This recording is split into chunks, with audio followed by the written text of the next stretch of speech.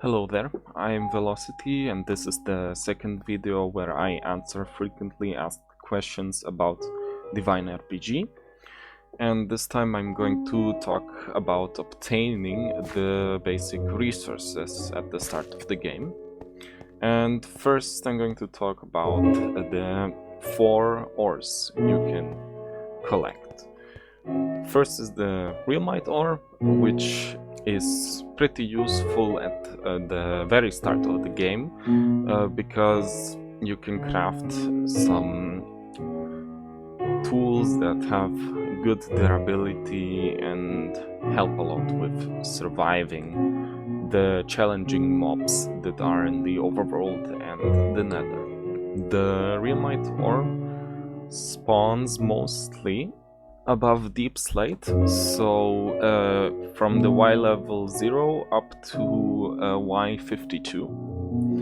Arlemite and Rupee are very useful resources which you can find mostly in deep slate. So Arlemite spawns from Y level -59 up to 6. And Rupee all the way from on the bottom to Y level 0. But also you can get all of these 3 resources from mob drops. So Realmite you can get from cave crawlers, which can spawn in caves in dark areas just like vanilla mobs. And Arlemite and Rupee are dropped from the crew and the eye, which both spawn below 0 in the deep slate layer, in the darkness. Then, for the nether resource, there is Torridite, which is quite rare to find, but as soon as you have a few Torridite ingots, you will probably have an infinite resources of those. So Torridite spawns between Y level 8 and 127, and this is used in pretty much every boss summoning recipe. And the reason why you only need to find a few is because the Watcher boss drops a lot of Netherite.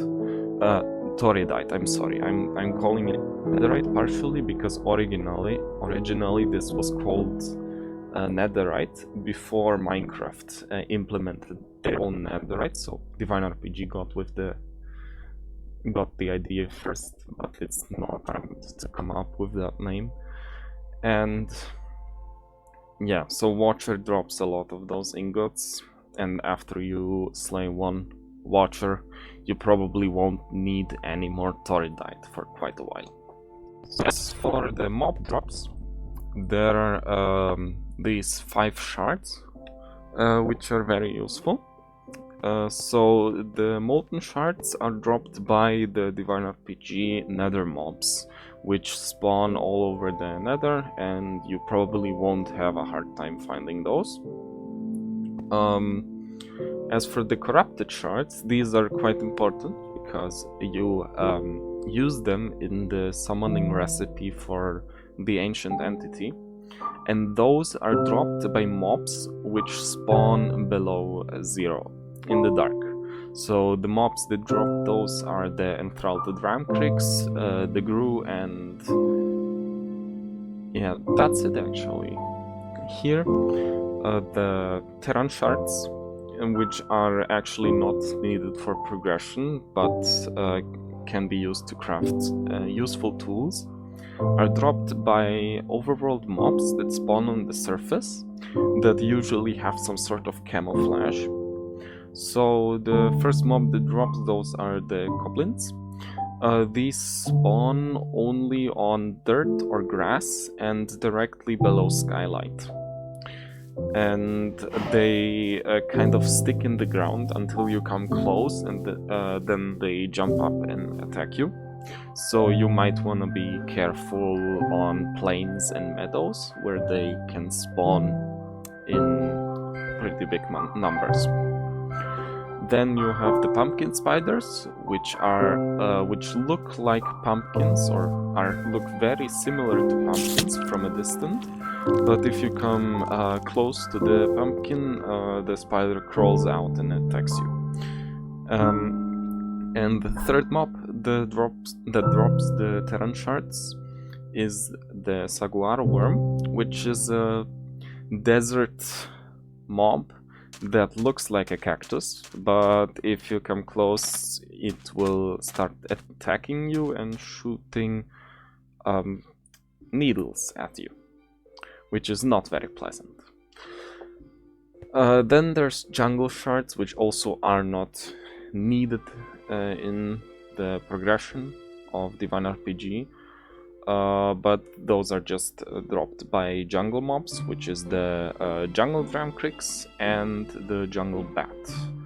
So the jungle Dramcrix just spawns on the surface, while the bat can also spawn in caves.